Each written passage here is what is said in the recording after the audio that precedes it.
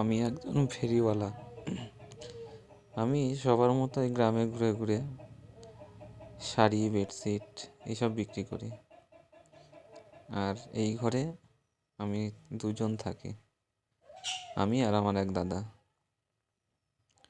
তো ফোনে ইউটিউবে সব ভিডিও দেখে আমার ইচ্ছা হলো একটু ভিডিও করতে, তবে বুঝতে পারছিলাম না কি ভিডিও করব। তাই একটু ছোটোখাটো চেষ্টা করলাম। যাই হোক, কিছু ভুলভাল কিছু বলে ফেললে আমাকে ক্ষমা করে দেবেন। তো এরকম ঘরে আমরা থাকি। আগে যে ঘরে ছিলাম সেই ঘরটা একটু বড় ছিল, কিন্তু বাথরুম টাথরুম ছিল না। তো এই ঘরটিতে সবই আছে মোটামুটি।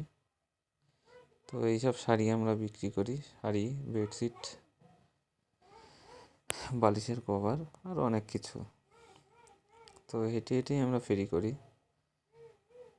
তো এখানে এই ঘরের মধ্যেই যে ঠাকুর, এগুলোকে পুজো চান টান করে যখন আমরা করি তখন পুজো দিই।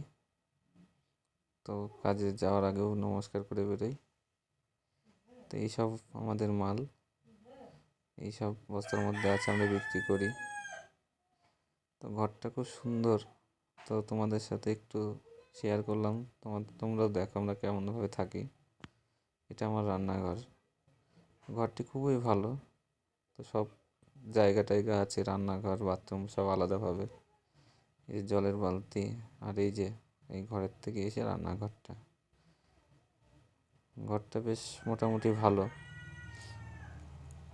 ঘরটা খুব সুন্দর।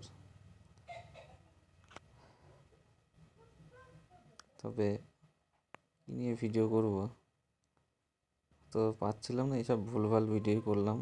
যাই হোক, তোমরা কিছু মনে করো না। যদি ভালো লাগে একটু লাইক করে শেয়ার করো।